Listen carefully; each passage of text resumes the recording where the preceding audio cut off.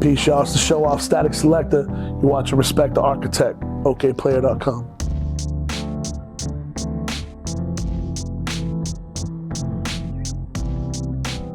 So I was born in Lawrence, Massachusetts, and I was doing like talent shows and just like very light on the hip hop side because my parents got divorced when I was 10. So when I was around 9 or 10, that's when I started to really lock in with like Tribe Called Quest, and I remember seeing the Scenario video and be like, what is that? Like, I want to be part of that. And then my parents get divorced. They both moved to New Hampshire, so we move up there. My mom followed my dad just so I could be close to them. And I meet a couple of kids up there that now I feel like I was taking it for granted where I was before, because now I'm in a place where not that many people are into hip hop. So the kids that I met that were, really resonated with me, and we connected right away. And soon enough, I was doing radio by the time I started DJing when I was 13, and I started doing radio when I was 14. So that became a thing. I started radio at Phillips Exeter Academy, which is a prestigious school that I did not go to. And I went to high school in the town there, and they have to give 4 shows a semester to the local kids to kind of give back. And every semester I'd write an essay why I needed a show there, and I'd always get it. And like I said, hip hop was scarce up there at the time. So when I started doing a lot of parties, I had to go to either like Hampton Beach and do clubs, or go to like back to Lawrence and do house parties. We were doing parties in laundry rooms in the projects, like anywhere we could find a party that had like, what we loved, I'd be there. When I seen the Scenario video, I was like, what is this? I want to know more about it, and I want to be part of it. But it wasn't until I heard DJ premiere on Hot 97 Thanksgiving weekend 1995, and I was like, that day I was like, this is what I'm doing with my life. Like, that was like a switch went off, and I never from that day on was like, oh, I want to do this. I hope it, it's my dream. I never looked at it like that. It was just like, that's what I'm going to do, like, no matter what. And here we are. I had, I learned mostly by watching, old Qbert VHS cassette, tapes, or the old DMC videos, but I learned a lot by listening and studying, cats like Funk Flex and Kid Capri, Primo. And then a little bit later on, I met this cat named D-Rock. He lived in New Hampshire, and he was like, we were all about the, the b-boy scene and breakdancing and rocking the breaks. And that's really, that's how hip hop started in the first place. So understanding how to bring back the breaks on time and get busy with that was a big part of, my DJ evolution. I always, even before I had 2 turntables, I was making like loops on, with, pause tape loops, and trying to loop break beats with a cassette player, which is super hard. But I was kind of making beats, they were always whack. And then when I really started heavy in the mixtape game, that's when I had to take my beats a little bit more serious. And still, I didn't take it that serious until I would say 2006 or 7, especially when Drama got arrested, the mixtape game ended. It was like, nah, now I have to take it serious, because I knew it was over. Like, a lot of my income was coming from mixtapes, and then it was just poof, one day it just ended. Everybody that had inventory acted like they didn't have it. Like, it was just dead in one day. I had to take it serious. I knew my first album, I didn't want to be one of those guys that put out albums that didn't produce them. I wanted to produce the whole album. So I was kind of forced to. Before that, I had placements with like AZ, Foxy Brown, KRS-One, but this is still one I didn't really care about. It wasn't a priority of mine. It was cool. I was hyped that I had a song on AZ's album, but it was like, this ain't what I'm focused on yet. And then right after that, the Nas one, I got one with Q-Tip after Dilla passed called The Look of Love. There was very, everywhere I go to this day, people talk about that. I did John Legend's first mixtape. I did Akon's first mixtape. The Sun Rises in the East, me and Big Mike. This is like right before the Drama shit. So I had the Jay-Z Nas Dead Black Republicans. I had the exclusive for a long time. And something had happened with it where someone played it and wasn't supposed to, that I trusted, and they played it on the radio, and I was like, it's time to press the button. So me and Big Mike put out the CD. We used that song as like kind of the bait to get all the exclusives for it. This is like, it's late 2006. It might be like August or September. But we basically put this tape out. I remember we printed like 10,000 just real quick, like in a couple hours, and they were gone in like 10 minutes. And then after that, I was getting phone calls. I got a phone call like, yo, Nas is looking for you. And I was like, oh, here we go. And I'm the kind of person that I go, if there's an issue with someone, I call him right away. So I called Mike, Nas's manager at the time, who later on managed me while I was signed to Nas' label, which is, it's funny how life works. But I called Mike and I'm like, yo, I heard Nas is looking for me. He's like, yeah, he wants you to do his mixtape. So I'm like, oh shit. Like at the time, the person that told me he was looking for me said it on some like, Nas is looking for you. And I ended up doing his tape. So shout out to Nas. Mass Appeal just represents, the hip hop that I love, and I think that we all love that, really represents I know hip hop's not a brand, it's way bigger than that, but if hip hop was to be a brand, I feel like the kind of stuff Mass Appeal pushes represents it correctly. You don't really see them promoting any of the microwave garbage that's out there. So like, I really salute them for holding, when Nas' name attached to it, you gotta keep that the standard. If Okayplayer was a record label, it'd be very similar. I see that. I think it depends where I'm at, but Bird's Eye View is a big one for the core hip hop shows.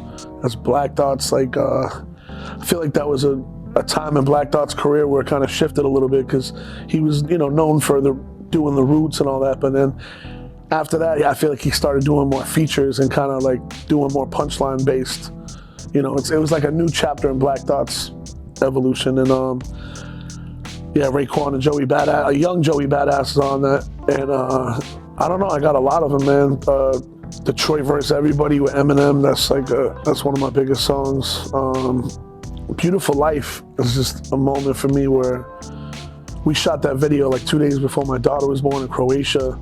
It's Action Bronson, Joey Badas, and just to this day, I hear it out when I go out. And I'll be at like some really crazy events and they play that.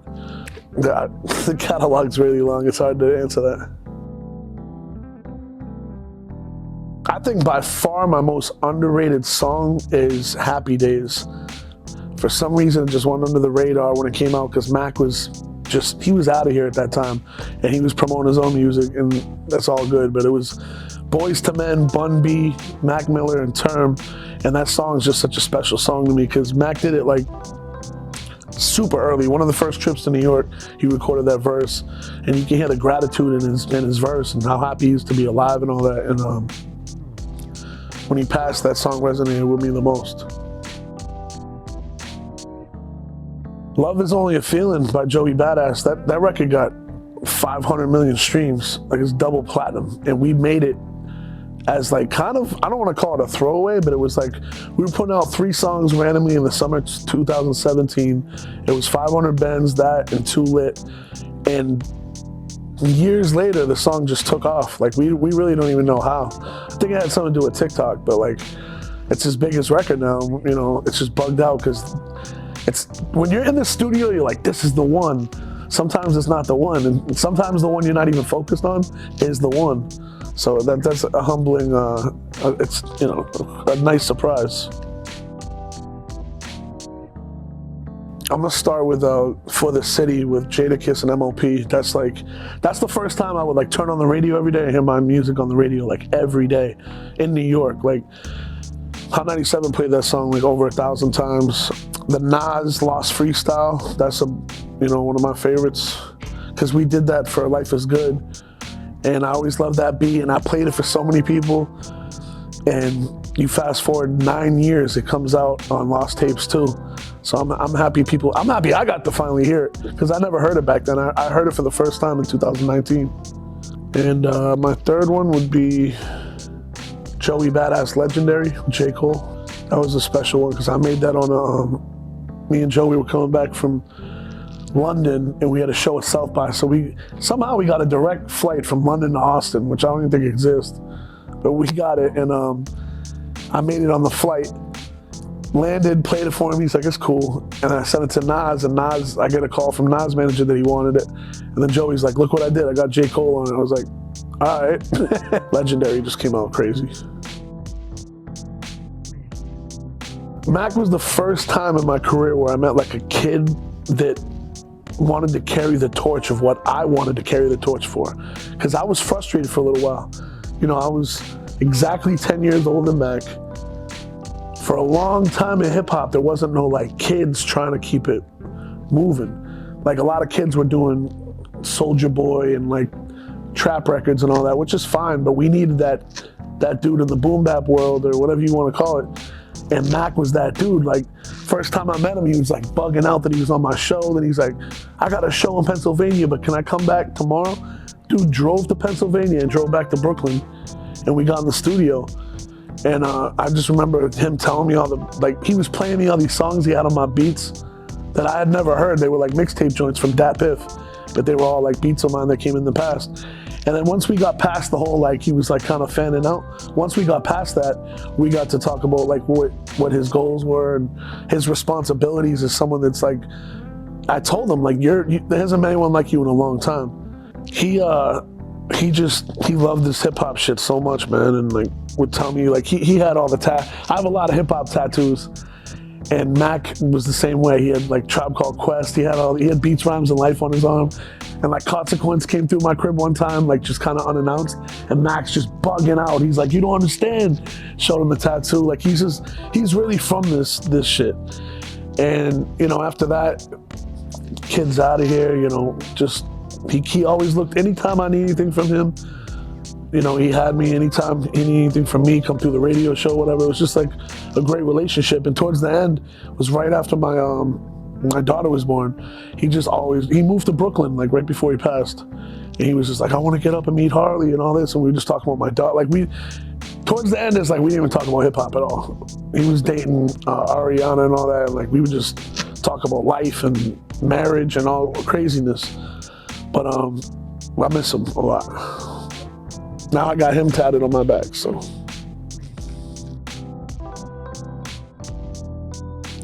Sean P was like a big brother. Like he, another dude that we didn't even talk rap that much. We would just talk nonsense about everything, sports, being a father, all that. And that's definitely something missing in my life. You know, I see his wife all the time. I see his daughter, and it just sucks, man, because like that's why I don't know where I'm going next, because my 10th album just came out and the last couple albums have been tough to start, because it's like my go-tos, if you look at any of my past albums, was Mac, Prodigy, Sean Price, and they're all, man, I'll always fight for Sean Price, man, to make sure people don't take advantage of unreleased verses or like, shout out to Bernadette. She does a great job holding down his legacy. I'm always be Joey's bigger brother, but now it's like he really manned up fast, man. Like he was always an old soul, but he really, like, he's about self-improvement. He's an amazing dad. He's just like way past his years. You know, he's like 28 years old and he got it together more than a lot of 50-year-olds I know. And he's doing great. Like, I love how much he has the passion in acting and everything outside of hip hop too, but when it's time to get to the rhymes, he's still sharp as hell. So me and Joey probably have like the best workflow of anyone ever. Like, as far as in my life, we get in and like, we don't do sessions where we do less than like 4 or 5 songs. Yeah, I mean, that comes from doing mixtapes and radio. It's like, I want to be ahead of the game when it comes to anybody in my career, from the Macs to the Freddie Gibbses to the Griseldas to, I could go on and on and on and on and on. Like, if it's the style of hip hop I do, they came through my shit first. There's very few that didn't.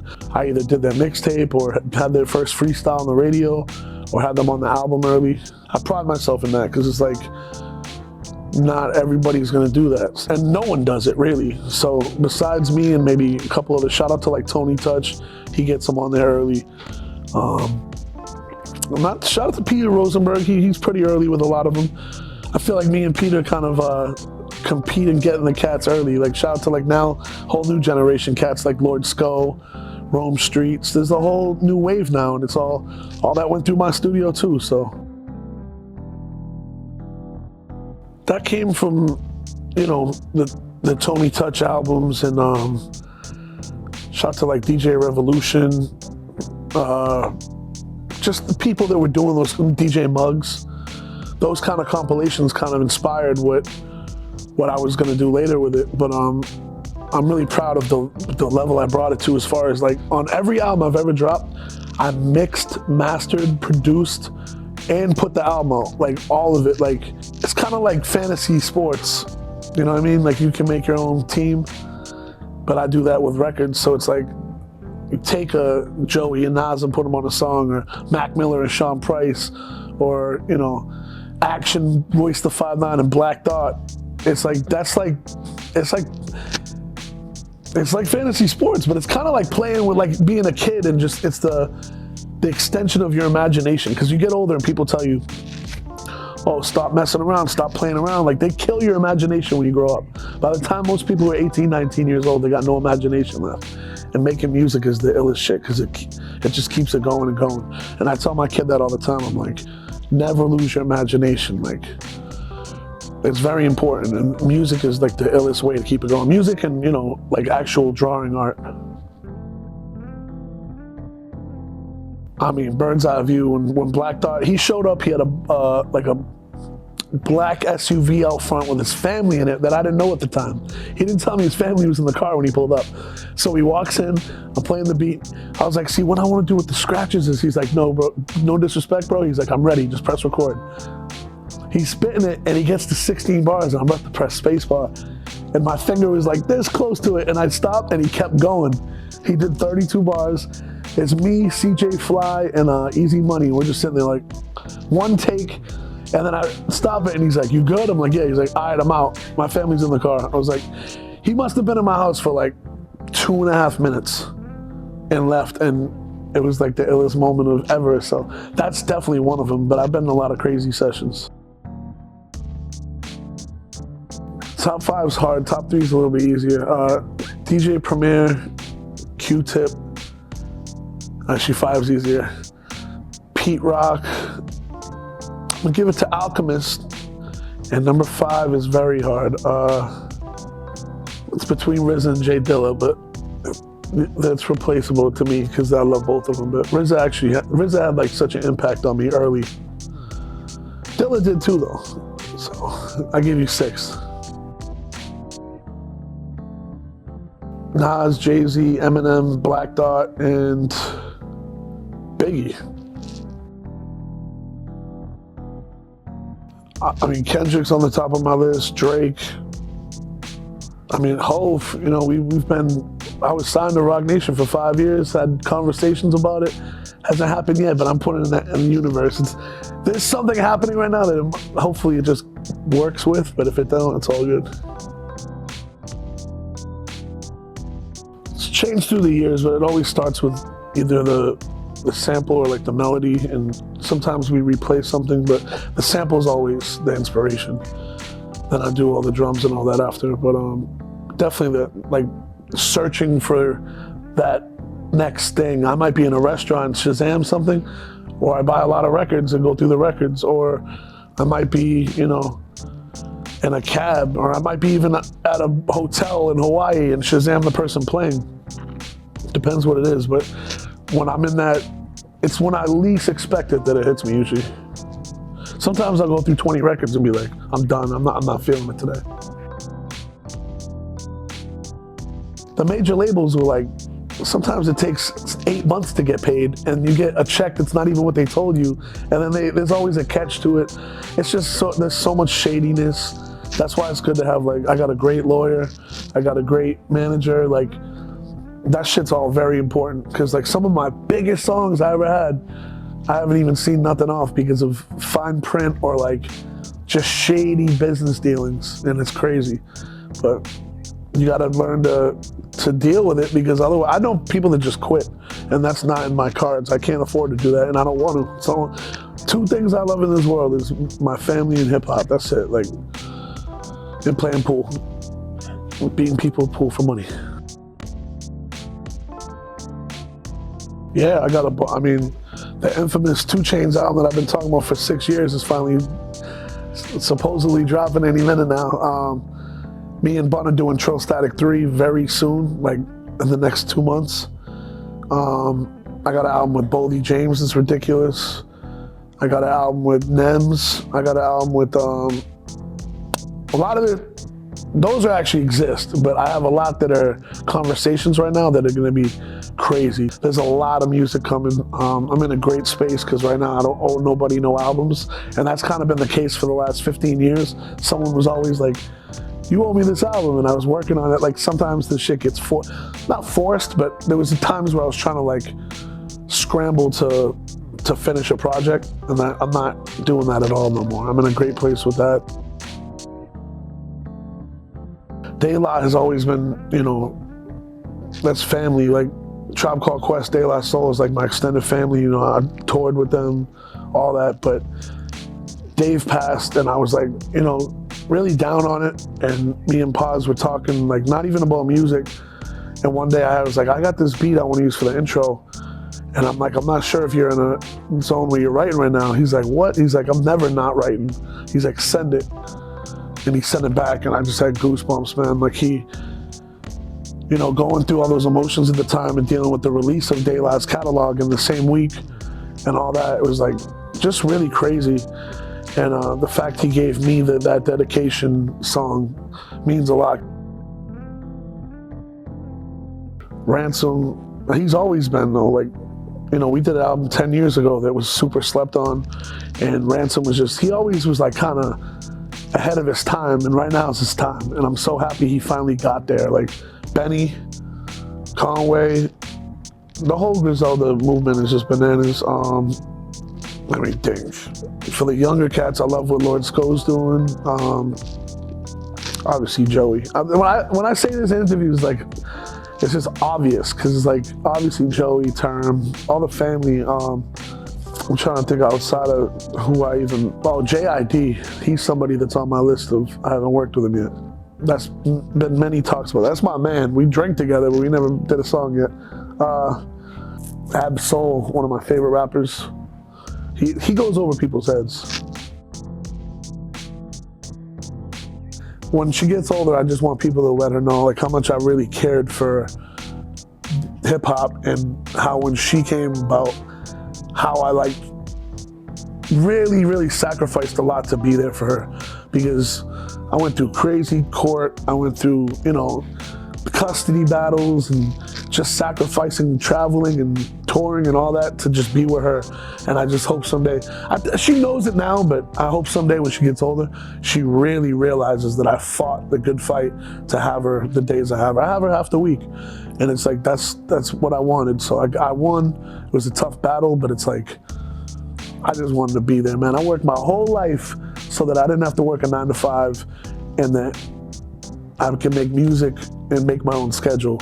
So, you know, the thought of not being able to be with my kid when I want to be with her is just the worst. So I just want her to know how much I love hip hop and how much more I love her. So my thank you note to hip hop would be, thank you for obviously, I don't want to sound generic, but for saving my life. Because I was like, I got sent away at 11 years old, like literally in a spot where you're locked up and you're around a bunch, like everybody in there was like years older than me. And I had a Redman cassette, an Eric B. Rakim cassette, and a Farside cassette.